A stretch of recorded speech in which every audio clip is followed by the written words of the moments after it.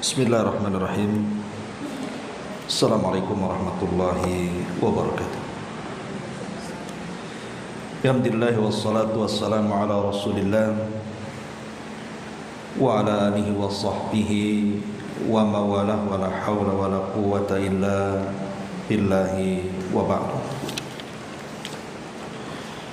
Kita lanjutkan kembali kajian kita, masih membahas kitab Umdatul Ahkam,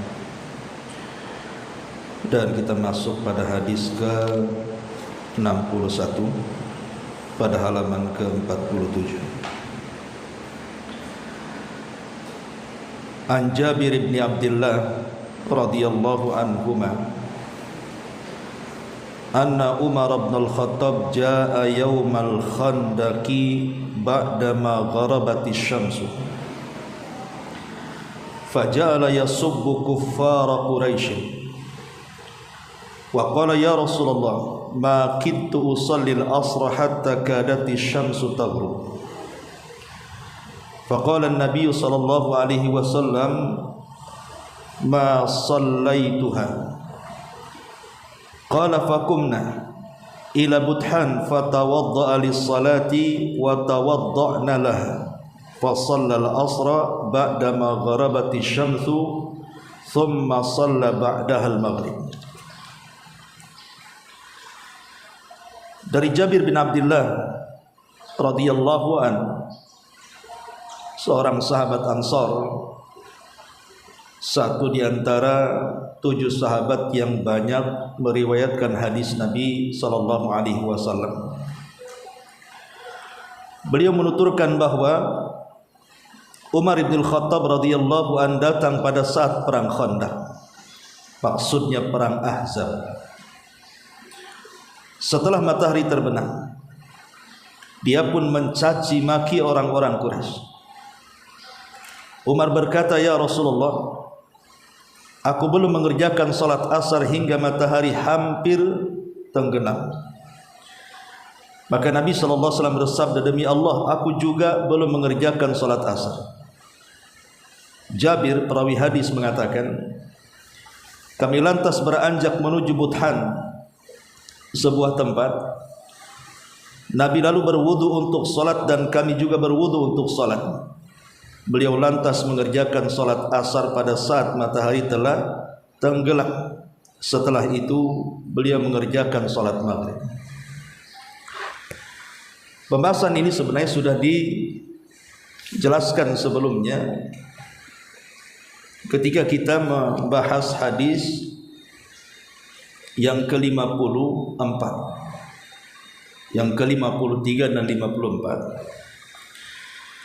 yaitu tentang kisah perang Ahzab, di mana Nabi SAW karena disibukkan menjaga parit dan beberapa para sahabat, sementara mereka belum salat asar. Baru reda peperangan itu setelah matahari hampir terbenam. Lah Umar bin Khattab radhiyallahu anhu mengingatkan Rasul bahwa mereka belum salat, sementara matahari hampir terbenam, artinya waktu salat asar mau habis.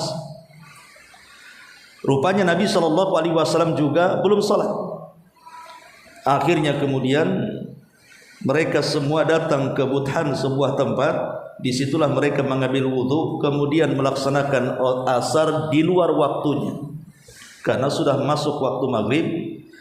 Kemudian mereka salat asar, baru setelah itu melaksanakan salat maghrib. Jadi tidak perlu dibahas, kita masuk pada bab yang ke-9, keutamaan dan kewajiban salat berjamaah. Pada hadis ke-62, di sini Nabi SAW menjelaskan kepada kita, An Abdullah ibni Umar radhiyallahu anhuma anna Rasulullah sallallahu alaihi wasallam qala salatul jama'ati afdalu min salatil fardhi bi 27 darajatan. " Abdullah bin Umar radhiyallahu anhuma mengatakan, bahwa sesungguhnya Rasul sallallahu alaihi wasallam bersabda, keutamaan salat berjamaah itu melebihi salat sendirian sejumlah 27 derajat. Kemudian hadis berikutnya, an Abi Hurairah radhiyallahu anhu qala Rasulullah sallallahu alaihi wasallam, salatul rajuli fil jama'ati tudha'afu ala salatihi fi baitihi wa fi suqihi khamsan wa ishrina dhifa. Wa dhalika annahu idza tawadda'a fa ahsana al-wudu'a thumma kharaja ila al-masjid la yukhrijuhu illa as-salat lam yakhtu khutwatan illa rufi'at lahu biha darajah wa khutta anhu biha khati'ah fa idza shalla lam tazalil malaikatu tusalli alaihi ma dama fi musalla. Allahumma salli alaihi Allahumma salli alaihi Allahumma ighfir lahu Allahumma arhamhu wa la yazalu fi salatin man tadara salat. Dari Abu Hurairah radhiyallahu anhu, dia mengatakan, Nabi sallallahu alaihi wasallam bersabda, keutamaan salat seseorang dilakukan secara berjamaah akan dilipat gandakan terhadap keutamaan salat di dalam rumah atau di pasarnya sebanyak 25 kali lipat. Demikian itu karena dia berwudu dan membaguskan wudunya, lalu keluar menuju masjid dan tidak ada satu alasan pun yang membuatnya keluar kecuali hanya untuk salat. Tidaklah dia mengayunkan langkah melainkan dia akan terangkat satu derajat, terhapuskan satu kesalahan. Jika dia mengerjakan salat, maka selama dia masih di tempat salatnya, maka malaikat senantiasa mendoakan, ya Allah, curahkan salawat kepadanya, ya Allah, ampuni dosa-dosanya, ya Allah, limpahkan rahmat kepadanya. Orang tersebut dinilai senantiasa mengerjakan salat selama dia menunggu salat selanjutnya. Baik, ya. Ma'asyiral muslimat yang dimuliakan Allah Subhanahu wa taala, sebelum saya jelaskan dua hadis ini, ada hal-hal yang perlu diketahui tentang seputar masjid saat melakukan salat berjamaah. Pertama, adab untuk melangkahkan salat ke masjid. Pertama, ta'zimun niyat. Ibu harus mengagungkan niat. Jadi ketika kita ada niat untuk melangkahkan ke masjid, maka jangan sekedar mengayunkan langkah, tapi ada niat dalam hatinya, mau apa kita ke masjid. Mau salat, mau belajar, mau zikir, mau baca Quran, harus ada niat. Karena niat itulah yang menjadikan perkara kecil menjadi besar dan perkara besar menjadi kecil. Ini yang pertama. Yang kedua, al-hirsu 'ala at-taharati was-samtul hasan. Sebelum berangkat, seharusnya kita ini sudah dalam posisi suci, baik dari hadas besar ataupun hadas kecil. Kemudian memiliki penampilan yang baik, karena kita akan melangkah ke rumah Allah Subhanahu wa taala. Kalau ke rumah pejabat saja kita hendak bertamu, tidak mungkinlah compang-camping pakaiannya, pasti akan berdandan. Maka rumah Allah jauh lebih agung dibandingkan rumah pejabat. Ini yang kedua. Yang ketiga, at-tahalli bis-sakinati inda dhihabi ilal masjid.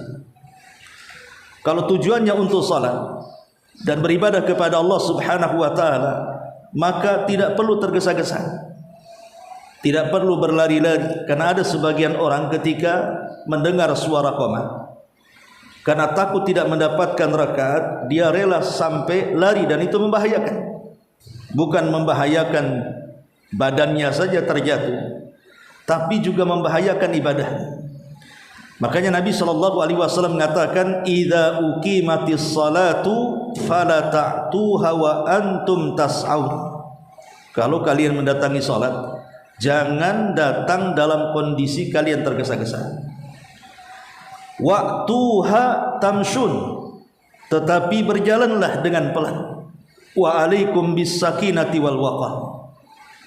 Maka wajib atas kalian untuk tenang, tidak tergesa-gesa. Fama adraktum fasallu wa ma fatakum faatim. Kalau memang kita mendapatkan rakaat sempurna, alhamdulillah. Kalau memang tidak sempurna, tinggal sempurnakan. Kenapa mesti tergesa-gesa? Karena orang tergesa-gesa ini kalau sudah salat kemudian dengan nafas terengah-engah, itu akan mempengaruhi bukan hanya bacaan salat, tapi pikiran salat juga akan bermasalah. Makanya tidak ada masalah kalau memang kita dapat sempurna, alhamdulillah. Kalau memang kita kurang satu rakaat, sempurnakan, kata Nabi. Karena kita sedang beribadah kepada Allah harus dalam kondisi tenang, supaya apa yang kita gerakkan dan kita baca itu betul-betul tumanina. Ini yang ketiga. Yang keempat, at-ta'assi bi Rasulillah sallallahu alaihi wasallam fi du'ai inda dukhul wal khuruj minal masjid. Biasakan masuk masjid itu mengikut contoh Nabi sallallahu alaihi wasallam. Apa itu? Jangan lupa doa, baik ketika keluar ataupun ketika masuk. Karena bagaimanapun doa masuk masjid itu bagus. Allahumma ftah li abwaba rahmat. Kita meminta rahmat. Dan ketika keluar kita juga meminta karunia. Maka jangan pernah tinggalkan doa masuk masjid. Yang kelima, at-tahalli birrahmati wallini wa hifdil janahi fil masjid. Sebisa mungkin kalau sudah masuk ke dalam masjid, maka kebiasaan-kebiasaan buruk di luar masjid seperti kasar, tidak lembut, ngomongnya sembarang, kemudian sombong dan yang semacamnya, di masjid tidak berlaku. Di masjid harus betul-betul berakhlak. Birrahmati dengan penuh kasih sayang, walini dan kelembutan, wa hifdil janah dan merendahkan diri. Ini yang keenam. Yang kelima, yang keenam, iltizamul khusyu' wal istighalu bil ibadati. Tetap khusyuk, kemudian sibukkan dengan perkara ibadah.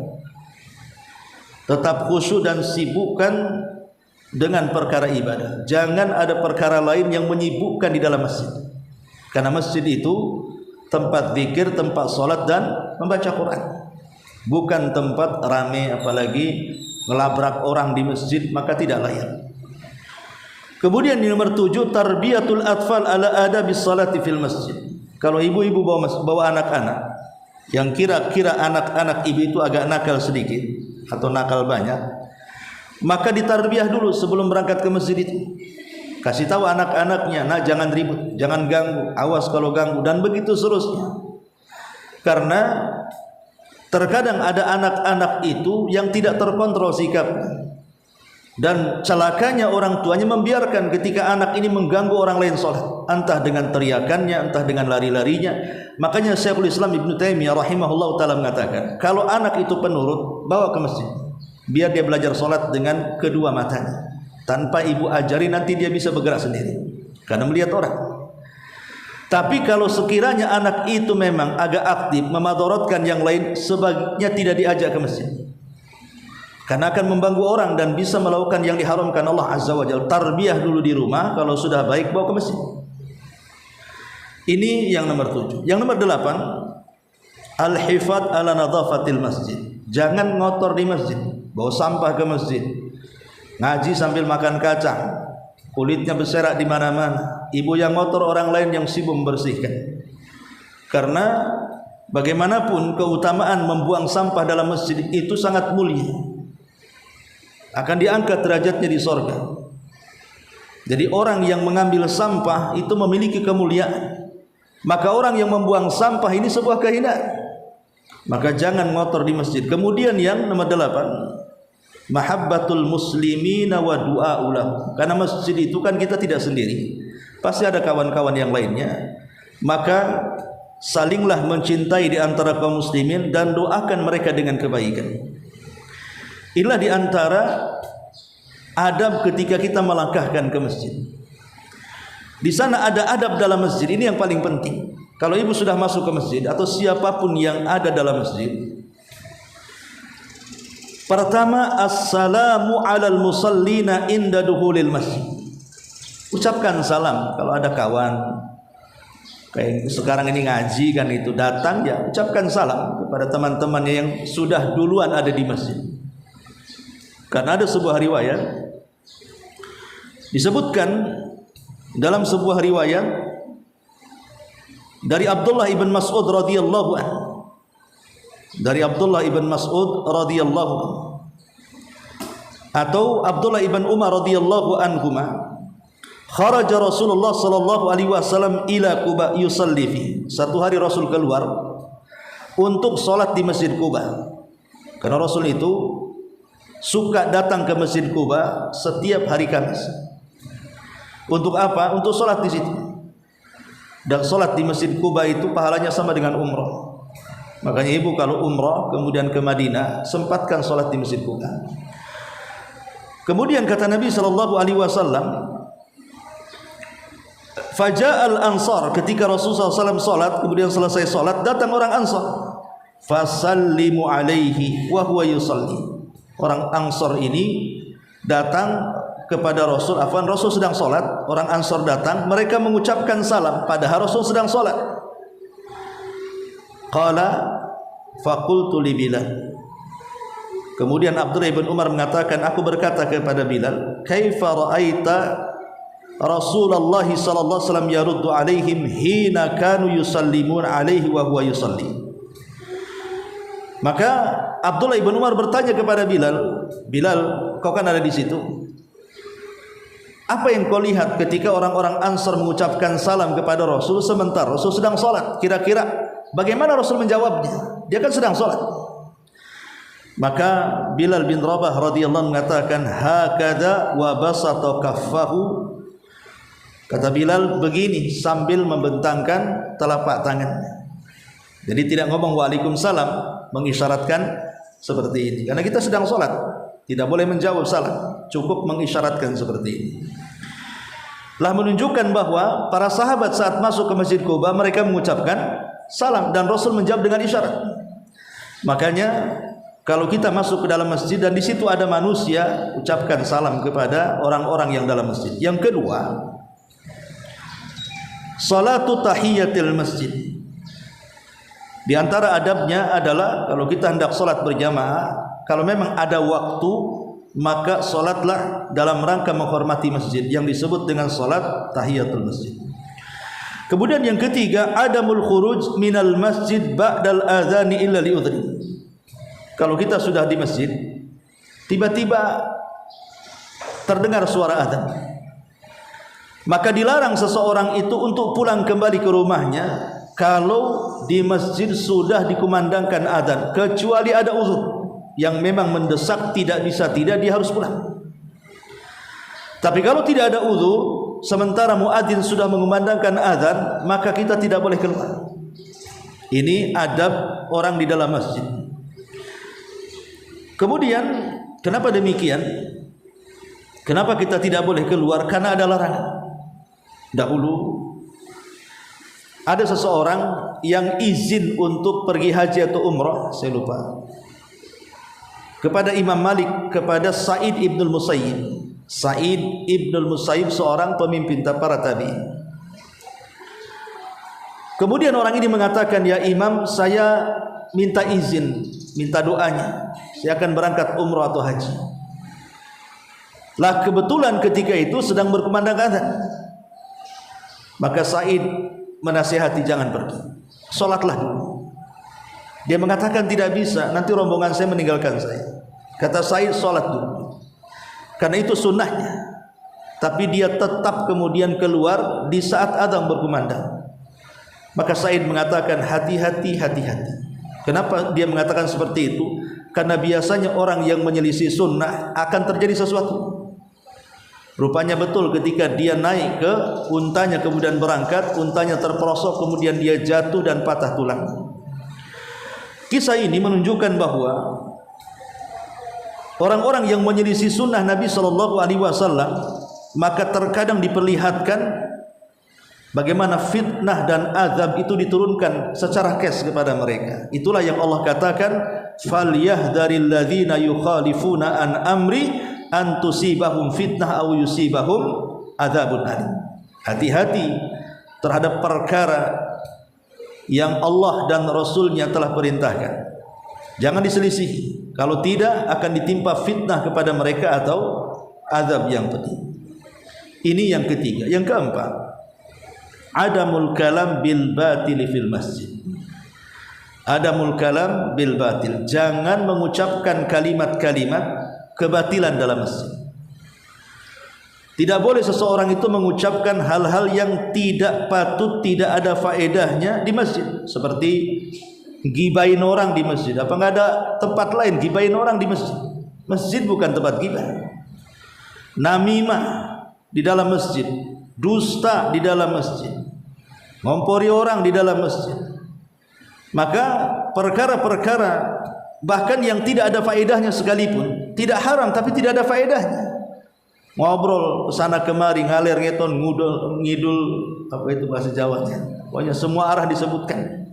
Lah ini enggak layak di masjid untuk tempat bicara hal-hal yang tidak faedahnya, apalagi yang diharamkan oleh Allah Subhanahu wa taala. Kenapa demikian? Karena Allah mengatakan fi buyutin adinallah an turfa.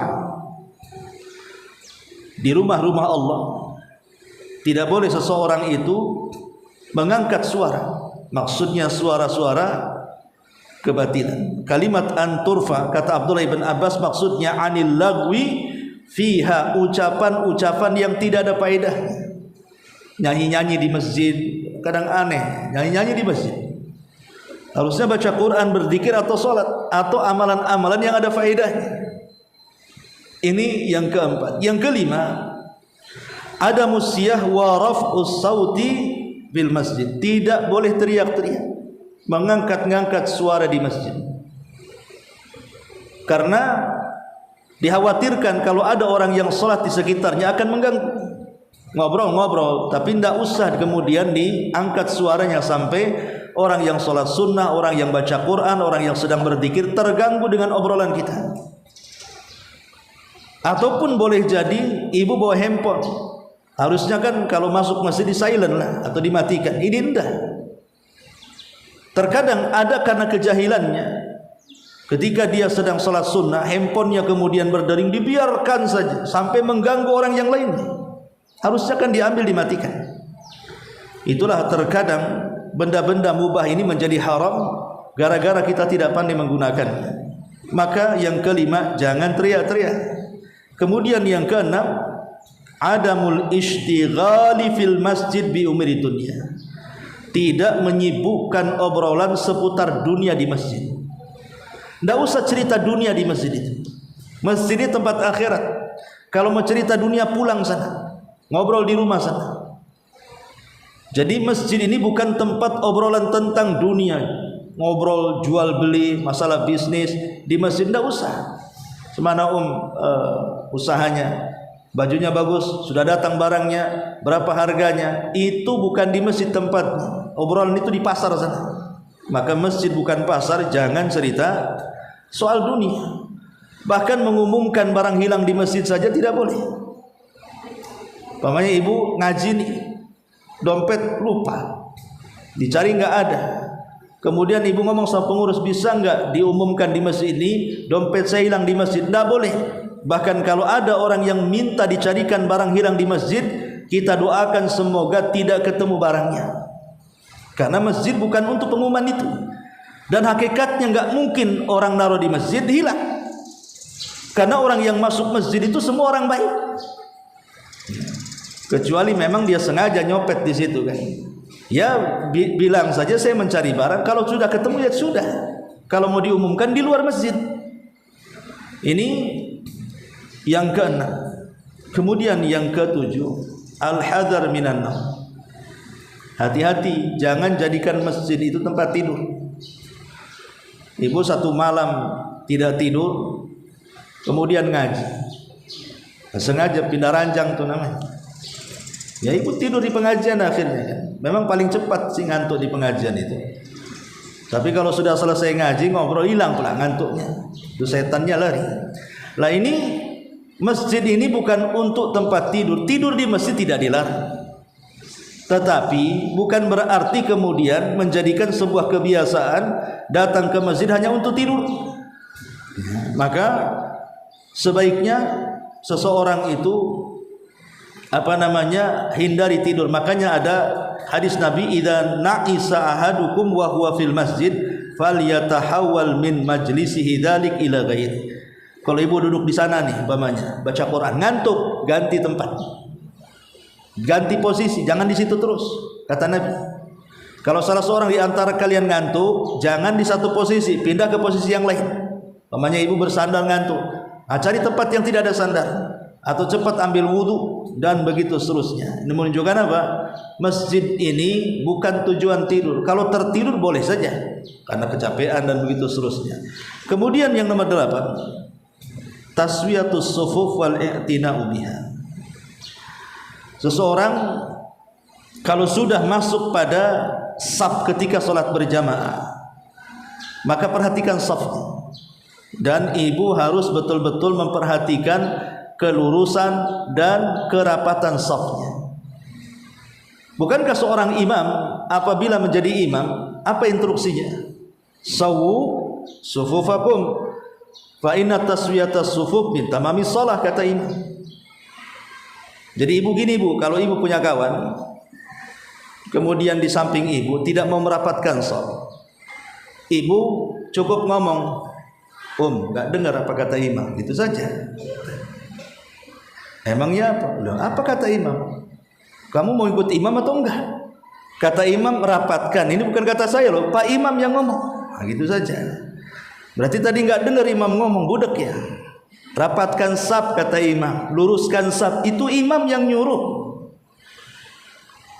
Jadi gitu saja. Jadi merapatkan saf, meluruskan saf itu sebenarnya bukan imam yang menyuruh, memang harus seperti itu. Cuman imam ini hanya mengingatkan supaya kita merapatkan saf ketika salat berjamaah. Makanya Nabi SAW mengatakan sawu sufufakum fa inna taswiyatas saffi min tamamis salati, rawahu Muslim. Luruskan saf-saf kalian, rapatkan saf-saf kalian, karena lurus dan rapatnya saf itu termasuk dari kesempurnaan salat. Dalam hadis yang lain, istawu wa la takhtalifu fatakhtalifu qulubukum.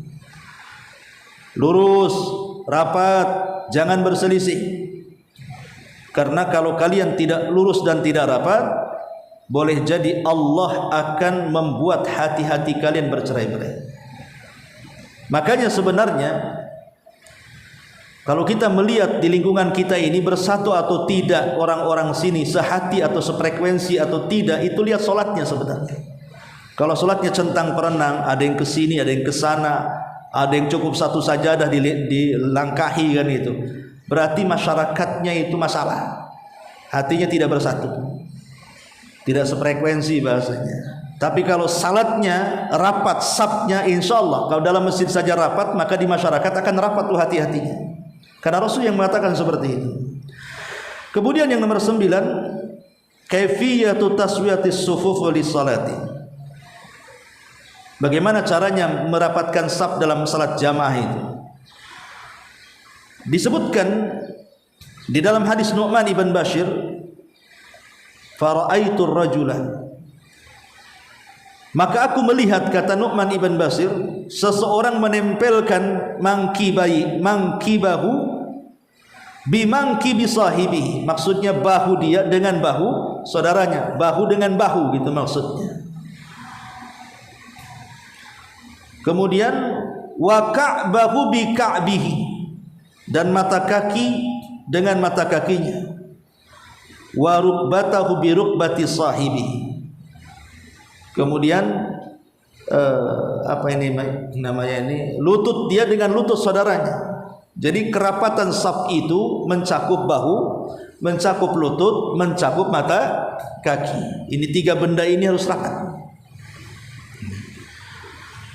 Kemudian yang ke-10, ada musaffi baina siwaril masjid illa lihajatin.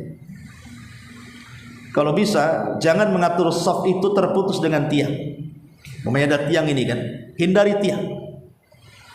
Kalau memang bisa menghindari tiang buat saf, hindari tiang. Jangan terputus gara-gara tiang.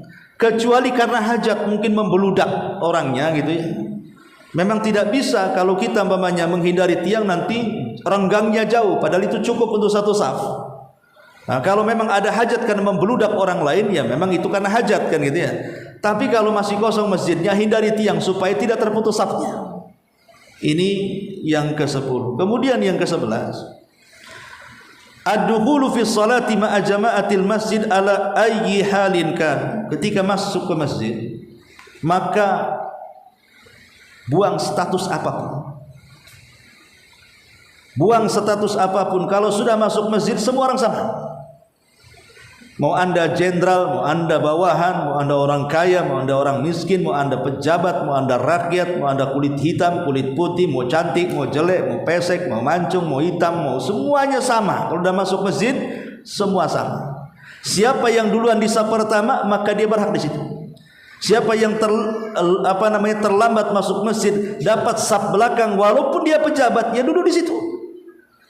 Karena masjid itu tidak membeda-bedakan status. Yang membeda-bedakan status itu hanya ketakwaan saja. Maka supaya ini menjadi adab bagi kita ya. Kemudian juga yang nomor 12,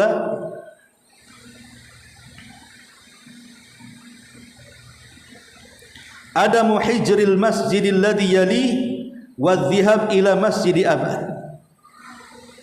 Berangkat ke masjid terdekat. Tidak perlu nyari masjid yang jauh di sana. Apalagi di waktunya mepet udah komat, masjid seberangnya ada, dia masjid ke sana, sampai di sana udah salam. Jadi cari masjid terdekat itu lebih baik. Kemudian yang ke-13, ada muadhiyatil musallina bi ayyi wasilatin kanat. Jangan sakiti orang salat dengan apapun. Dengan apapun. Ya, sekarang yang paling banyak mengganggu adalah handphone biasanya. Yang paling mengganggu itu handphone. Mungkin lupa di silent atau karena kejahilannya, kemudian bunyi. Kalau masih suara murotal, suara adzan masih mending. Ini dangdutan kadang-kadang karena orang awam kan itu ya. Nah ini kan masalah. Saya waktu kemarin umroh ya, kebetulan di samping apartemen itu, samping hotel ada mushola kecil. Ya. Karena tidak sempat ke haram, sholat di situ. Ada sekitar 5 atau 5 saf gitu di mushola itu. Ya, masjid lah kalau di sana itu. Jadi yang paling depan safnya itu berdering kencang-kencangnya. Dan tidak dimatikan sampai imamnya yang baca itu tersalah-salah. Setelah selesai sholat mungkin dia malu, langsung pergi dia. Langsung imamnya marah-marah. Ya. Bukan hanya dia yang terganggu tersalah-salah sholat bacaannya sampai berhenti berapa kali, kita sendiri sampai geram gitu kan, payah geram semuanya. Lah ini banyak kejadian seperti itu. Intinya bahwa apapun wasilah, bukan hanya handphone. Ya, seseorang masuk masjid, orang belum mandi, bau badan dan begitu seterusnya, ini kan bahaya. Bau mulut, bau ketiak, bau apa kan? Maka masuk masjid itu makanya dalam kondisi betul-betul jangan membawa gangguan kepada orang lain. Yang sifatnya bau-bauan, yang sifatnya suara-suara yang bising atau membawa anak-anak yang mengganggu orang lain, maka sebisa mungkin jangan ada di masjid mengganggu orang yang sedang sholat, apakah dia sholat wajib ataupun sholat sunnah. Maka ini diantara adab tidak boleh. Kalau sudah masuk masjid, maka 13 adab ini jangan ditinggalkan.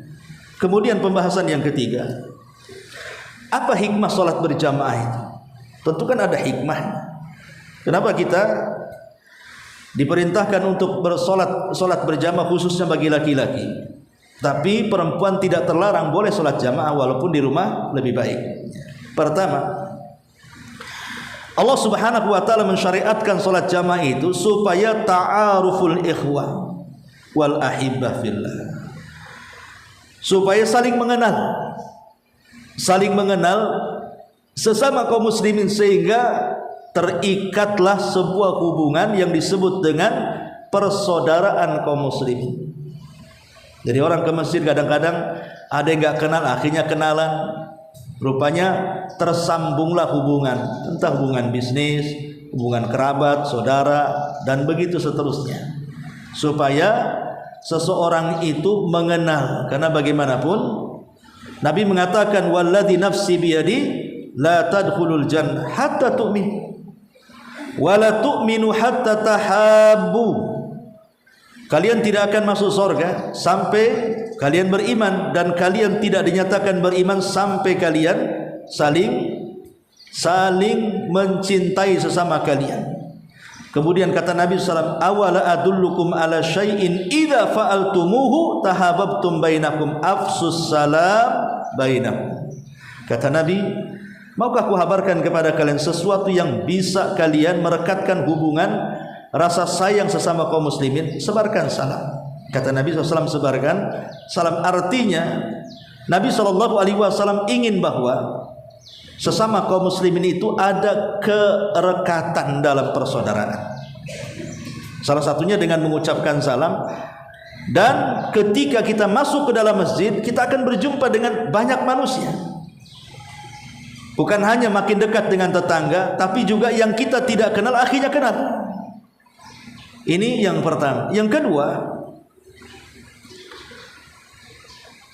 bahwa annallaha arada liman adraka takbiratal ihram 40 yauman. Allah menghendaki bagi orang-orang yang salat berjamaah dan dia sanggup mendapatkan takbiratul imam selama 40 hari,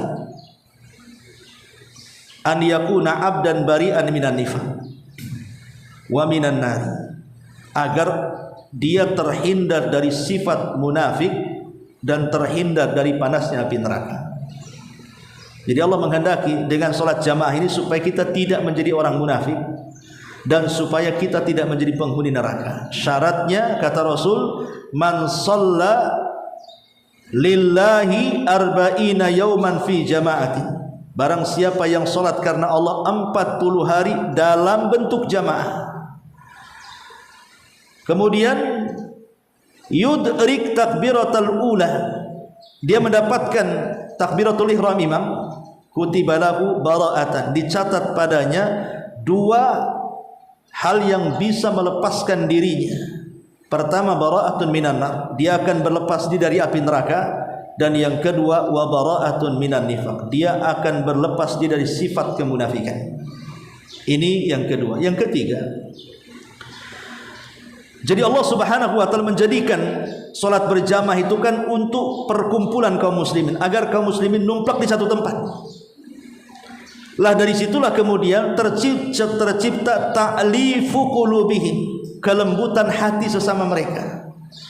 Karena boleh jadi setelah kenalan, rupanya si anu itu orang nganggur, kasihan juga. Betul dikasih kerjaan. Oh si anu rupanya orang susah, orang miskin, anak yatim, begitu. Akhirnya kan sesama mereka saling tak kenal atau kasih informasi jadinya kan. Kalau saya mau sedekah sama siapa? Oh ini kan ada jemaah kita yang susah. Kita kan sering ketemu di masjid. Bantu dia. Akhirnya apa? Terhubunglah hati kita dengan hati mereka. Yang tadinya bingung mau sedekah kemana, mau bantu siapa, ketika masuk ke dalam masjid, informasi terbuka semua di situ. Akhirnya terciptalah hati-hati sesama kaum muslimin, muncul kelembutan untuk berbuat baik sesama mereka. Ma'asyiral muslimat yang dimuliakan Allah Subhanahu wa taala. Kemudian yang nomor 4, Allah menjadikan salat jamaah ini bagian daripada syiar dari syiar Allah Subhanahu wa taala, dan syiar ini adalah bentuk takwa. Ketika kita berusaha untuk mengagungkan syiar Allah, menampakkan syiar Allah, maka Allah mengatakan dzalika wa man yu'azzim sya'airallah fa innaha min taqwal qulub. Siapapun yang hendak mengagungkan syiar-syiar Allah, maka itu bagian daripada ketakwaan dalam hatinya. Maka ketika Allah mensyariatkan salat berjamaah itu adalah bentuk syiar yang harus disyiarkan. Dan itu bagian daripada alamat ketakwaan seseorang kepada Allah Subhanahu wa taala. Kemudian yang kelima, sababan li tauhidil muslimin. Sababan li tauhidil muslimin. Salat jamaah ini satu sebab yang sangat besar untuk menyatukan kaum muslimin. Untuk menyatukan kaum muslimin, sehingga dengan bersatunya kaum muslimin maka akan memupuk kekuatan kaum muslimin. Karena musuh-musuh Islam mereka takut ketika kaum muslimin bersatu, menampakkan kekuatan mereka di masjid. Ingat akhir zaman ketika Imam Mahdi al-Muntadhar menyerang pasukan Dajjal bersama Isa bin Maryam. Itu dilakukan setelah melaksanakan sholat subuh. Jadi mereka sholat subuh berjamaah, diimami oleh Al-Mahdi dan Isa di belakangnya, dan kaum muslimin yang ada di Bukit Tur. Setelah itu mereka baru turun gunung, kemudian berperang melawan Dajjal dan berhasil membunuh Dajjal, dan berhasil melumpuhkan pasukan Yahudi, sampai mereka orang-orang Yahudi sembunyi di batu. Batu bisa bicara, hei muslim, orang Yahudi di belakang, bunuh dia. Ada Yahudi kemudian sembunyi di lubang-lubang pula bisa bicara. Semua yang tempat sembunyinya Yahudi bisa bicara, kecuali satu pohon, kata Rasul, pohon Gharqad yang kemarin kebakaran di Israel sana. Ini yang ke-6. Yang ke-7, yang ke-6, yang kelima, sebab tauhidul muslimin, dan itu bentuk kekuatan kaum muslimin dan bentuk kemenangan kaum muslimin. Kemudian yang ke-6, menjadikan dengkinya orang-orang kafir kepada kita. Jadi orang-orang kafir makin dengki dalam hati mereka ketika melihat kaum muslimin bersatu. Kemudian yang nomor 7, bahwa solat jamaah ini adalah tahdzibun li nafsi wa tarbiyatuha, bentuk membersihkan jiwa dan mentarbiyah jiwa. Kenapa demikian? Karena orang yang masuk masjid itu yang disaksikan adalah orang baca Quran, orang berzikir, orang sholat, dan itu menunjukkan apa? Ziyadatul iman. Orang masuk masjid itu rata-rata imannya tambah. Beda kalau masuk pasar kan, turun imannya. Tapi kalau orang masuk masjid, imannya tumbuh. Iman di mana? Di hati. Hatinya akan bertambah keimanannya. Makanya ketika kita sholat berjamaah, hati kita akan dipenuhi dengan kebersihan iman. Ini yang ke-7. Yang ke-8, Allah menjadikan sholat berjamaah ini sababan limahwil khataya wa raf'i darajat, sebab menggugurkan kesalahan-kesalahan dan mengangkat derajat. Karena setiap langkah ibu bapak dari rumah ke masjid itu, setiap langkahnya menghapus dosa dan setiap langkahnya mengangkat derajat. Makin jauh dia dari masjid, makin banyak langkahnya, makin banyak kesalahan yang dihapuskan, makin banyak yang diangkat derajatnya. Ya, jadi ini yang ke-8. Yang ke-9, bayanu quwwatul muslimina wa dha'fihim fi imanihi id la yazdad alal masajid illa al muslimun alladzina rasikha fi qulubihimul iman fahum aqwiya. Maka orang yang sering ke masjid dan orang yang jarang ke masjid itu menunjukkan kuatnya iman dan lemahnya iman. Jadi orang yang sering ke masjid, entah sholat, dzikir, baca Quran, ngaji dan begitu seterusnya, itu menunjukkan kekuatan iman dia. Karena biasanya tidak ada yang masuk ke masjid untuk mendekatkan diri kepada Allah itu karena imannya naik. Dan tidak ada orang yang enggan datang ke masjid, baik untuk sholat, ngaji, baca Quran, sama sekali tidak memasuk masjid, itu menunjukkan lemahnya iman dia. Jadi masjid ini bisa jadi barometer apakah orang itu meningkat imannya atau menurun imannya. Maka yang harus dipahami, inilah diantara 9 dari hikmah kenapa disyariatkan salat berjamaah. Ya. Wallahu alam, ini perkara-perkara sebagai muqaddimah masuknya keutamaan dan kewajiban salat berjamaah. Lah dalam hadis Abdullah ibn Umar radhiyallahu anhuma yang kita baca di sini, Nabi mengatakan bahwa salat jamaah itu lebih afdal dibandingkan salat sendirian, jaraknya 27 derajat. Sementara dalam hadis Abu Hurairah 25 derajat. Ya, ada yang mengatakan 25, ada yang mengatakan 27 derajat. Maksudnya derajat di sini artinya derajat, maksudnya pahala. Ada yang mengatakan pahalanya lebih besar dibandingkan sholat sendiri. Ada yang mengatakan derajat di sini maksudnya tingkatan nanti di sorga. Tingkatan di sorganya lebih tinggi dia dibandingkan sama-sama sholat. Sama-sama sholat maghrib, sholat isya, subuh, zuhur, asar. Tapi yang satu di rumah, yang satu di masjid. Nanti ketika masuk sorga, yang suka di masjid, tentu bagi laki-laki ya, kalau perempuan gak di rumah, itu tingkatannya sampai 25 sampai 27 tingkatan. Dan hadis ini juga sebagai dalil bahwa sholat jamaah itu hukumnya sunnah muakkadah, bukan wajib. Sebab kalau wajib berarti sholat di rumah berdosa, harus ke masjid semua. Makanya mayoritas para ulama mengatakan, dari mazhab Syafi'i mengatakan bahwa sholat berjamaah itu sunnah muakkadah. Tapi ada juga yang mengatakan wajib, seperti mazhab Hanabilah mengatakan wajib. Ya. Tapi pendapat yang kuat sholat berjamaah itu sunnah muakkadah. Walaupun muakkadah, tapi Rasul tidak pernah meninggalkan sholat berjamaah dan dia imamnya. Hatta Imam Syafi'i yang mengatakan sholat jamaah itu sholat sunnah muakkadah, dia pun sholat di masjid. Artinya, kenapa demikian? Karena bagaimanapun kualitas orang sholat di masjid dengan sholat di rumah itu berbeda.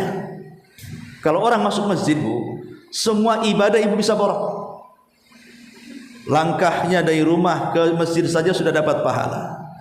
Kemudian masuk ke masjid kita sudah dapat rahmat dan pulang mendapatkan karunia. Kemudian di dalam masjid di situ banyak sholat sunnah yang bisa kita lakukan. Kemudian setelah sholat di situ ada wirid yang bisa kita bacakan. Kemudian tadi seabrek keutamaan, ketemu orang, mengucapkan salam, membantu orang, memberikan saran, macam-macam kebaikan. Dan itu tidak didapati kecuali orang yang sholat ke masjid. Kalau sholat ke rumah, apa yang ibu dapatkan? Terkadang ibu tidak bisa khusyuk. Umumnya orang sholat di rumah itu bukan hanya kilat-kilat khusus, suratnya juga dipilih-pilih sama dia. Nggak mau yang panjang-panjang, pasti yang pendek-pendek. Kalau perlu bagi dua satu surat. Kemudian yang kedua, terkadang sempurna itu salam ke kanan saja, ke kiri sambil berdiri, sibuk ke dapur lagi, tidak sempat wirid dia. Terkadang qobliyah ba'diyah pun lewat. Karena apa? Yang penting yang wajib selesai. Lah ini banyak madaratnya kan gitu. Salat di rumah itu maksudnya kualitas salat di masjid dengan salat di rumah, tentu di masjid lebih banyak keutamaan di luar yang akan masuk ke dalam. Makanya di sini kenapa kemudian dijadikan bab dalam bab ke-9 ini keutamaan dan kewajiban salat berjamaah. Ya, wallahu alam. Insyaallah tambahan keterangannya kita tambah minggu depan. Sampai di sini dulu. Sebelum saya tutup silakan kalau ada yang bertanya.